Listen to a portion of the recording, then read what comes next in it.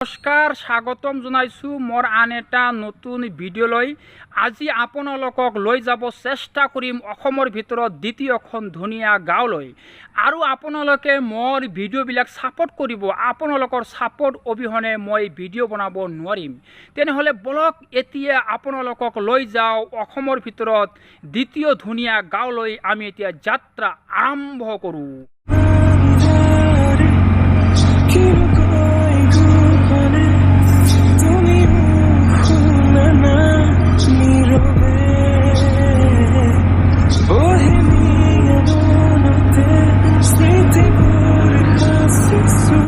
আৰু ফাইনালি মই এই গাঁওখন আহি পাইছোঁ। এতিয়া আপোনালোকক মই এই গাঁওখনৰ এটাকৈ দৃশ্য দেখাবলৈ চেষ্টা কৰিম, এটাকৈ কথা ক'বলৈ আপোনালোকৰ সন্মুখত চেষ্টা কৰিম।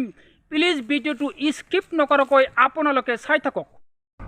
প্ৰথমতে আপোনালোকে এই গাঁওখনত আহি এটা ধুনীয়া পঞ্চায়তৰ কাৰ্যালয় আপোনালোকে পাব। আৰু এইটোই হ'ল এই পঞ্চায়তৰ কাৰ্যালয়। আৰু এই পঞ্চায়তৰ কাৰ্যালয়ৰ সন্মুখত এনেকৈ ধুনীয়াকৈ দৃশ্য বনাই দিছে। আপোনালোকে আহি ইয়াত ফটো উঠিব পাৰিব একদম ফ্ৰী। আৰু আপোনালোকে ইয়াত ফটো উঠি আপোনালোকে এই গাঁওখনৰ ভিতৰত আপোনালোকে যাত্ৰা আৰম্ভ কৰিব।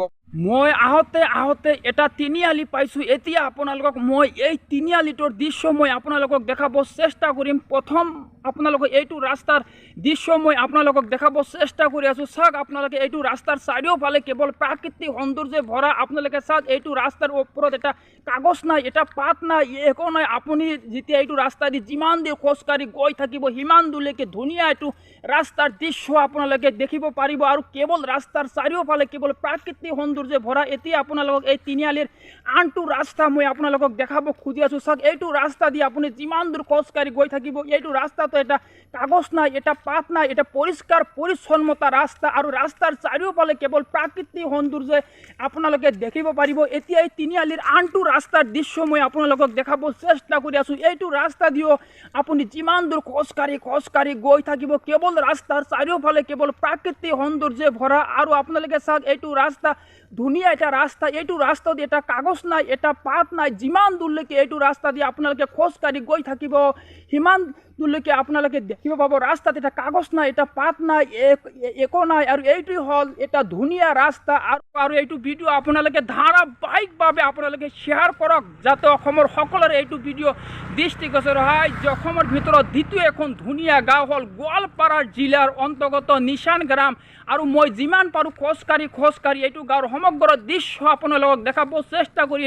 আপোনালোকে চাওক মই কমচে কম 2 কিলোমিটাৰ ৰাস্তা খোজকাঢ়ি গৈ আছোঁ। আৰু এই গাঁওখন বহুত দীঘল এখন গাঁও, হয়তো গোটেই দিন লাগিব আপুনি যদি এই গাঁওখন খোজকাঢ়ি গৈ থাকে।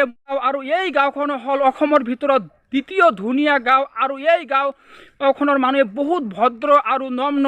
আৰু এই গাঁওখনৰ মানুহে ঘৰ বাৰী ৰাস্তা ঘাট সকলোৱে পৰিষ্কাৰ পৰিচ্ছন্নতা কৰি ৰাখে। হ'ল এই গাঁওখনৰ এখন স্কুল। আৰু মই আপোনালোকক এতিয়া স্কুলৰ দৃশ্যটো মই আপোনালোকক দেখাব চেষ্টা কৰি আছোঁ। আৰু এইটোৱে হ'ল এই স্কুলখনৰ এখন ফিল্ড। মই আপোনালোকক এই ফিল্ডখনৰ চাৰিওফালৰ দৃশ্যটো মই যিমান পাৰোঁ ঘূৰি দেখাব চেষ্টা কৰি আছোঁ। প্লিজ ভিডিঅ'টো স্কিপ নকৰাকৈ আপোনালোকে চাই থাকিব। চাওক আপোনালোকে এই ফিল্ডখনত এখন কাগজ নাই, এটা পাত নাই, একো নাই। কেৱল এই ফিল্ডখনত কেৱল প্ৰাকৃতিক সৌন্দৰ্যে ভৰা, কেৱল সেউজীয়াৰে ভৰা এইটো স্কুলৰ ফিল্ড। তাৰ কাৰণে মই যিমান পাৰোঁ আপোনালোকক দেখাব চেষ্টা কৰি আছোঁ। আৰু এইটো হ'ল গোৱালপাৰা জিলাৰ অন্তৰ্গত নিচান গ্ৰাম গাঁৱৰ 200-300 বছৰীয়া পুৰণি এটা গীৰ্জা।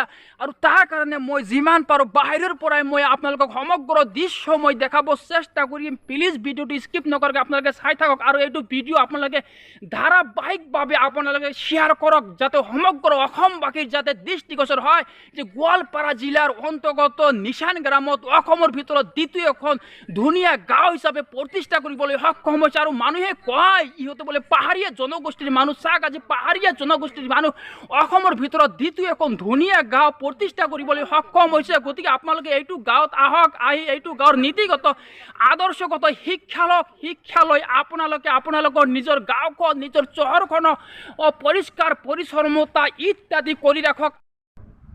আৰু যে আপোনালোকে এইটো ঘৰ দেখিছে এইটোই ঘৰ হ'ল এইটো গিৰ্জাৰ এটা কাৰ্যালয়। আৰু আপোনালোকে চাওক এইটো কাৰ্যালয়ৰ চাৰিওফালে ফুলৰ বাগিচা ইত্যাদিৰে ভৰা। মই আপোনালোকক এই গাঁওখনৰ কেইটামান ঘৰৰ দৃশ্য মই আপোনালোকক দেখাব চেষ্টা কৰি তো ৰাস্তাৰ যিটো দৃশ্য মই দেখাইছোঁ চাওক চাৰিওফালে গছ গছনি আবৰা কিন্তু ৰাস্তাত এটা কাগজ এটা পাত একো নাই তাৰ কাৰণে মই সমগ্ৰ দৃশ্য মই খোজকাঢ়ি গৈ আছোঁ আপোনালোকে চাওক চাৰিওফালে গছ গছনিৰে ভৰা কিন্তু আপোনালোকে ঘৰৰ সন্মুখত চোতালখনৰ দৃশ্য আপোনালোকে চাওক ঘৰৰ সন্মুখত যিখন চোতাল আছে এইটো চোতালত এটা কাগজ নাই এটা পাত নাই কিন্তু চাৰিওফালে কিন্তু গছ গছনিৰে হ'ব পাৰে ইহঁতে দুখীয়া মানুহ কিন্তু এটা পৰিষ্কাৰ পৰিচ্ছন্নতা যে ইহঁতে বজাই ৰাখিছে আপোনালোকে এই ঘৰখনৰ চোতালখনৰে দৃশ্য আপোনালোকে দেখি আপোনালোকে বুজি পাইছে সমগ্ৰ গাঁওখনৰ দৃশ্য যে মই আপোনালোকক দেখালোঁ এই গাঁওখন হ'ল গোৱালপাৰা জিলাৰ অন্তৰ্গত নিচান গ্ৰাম গাঁও আৰু এই গাঁওখনেই হ'ল অসমৰ ভিতৰত দ্বিতীয় এখন ধুনীয়া গাঁও আৰু এই গাঁওখন হ'ল অসম মেঘালয় সীমান্ত গাঁও অৰ্থাৎ আন্তঃৰাজ্য সীমান্ত এই নিচান গ্ৰাম গাঁও আৰু এই গাঁওখন হ'ল অসমৰ ভিতৰত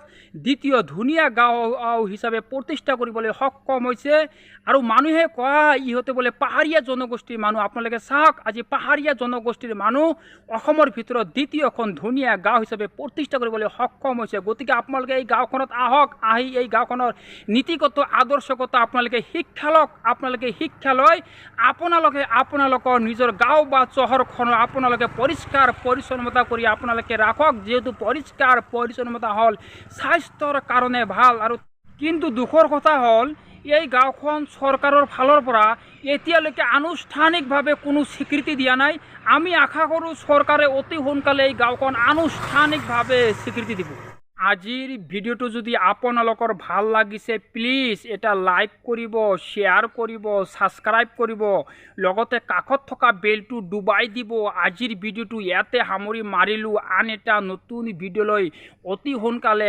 আপোনালোকৰ মাজত আহি আছোঁ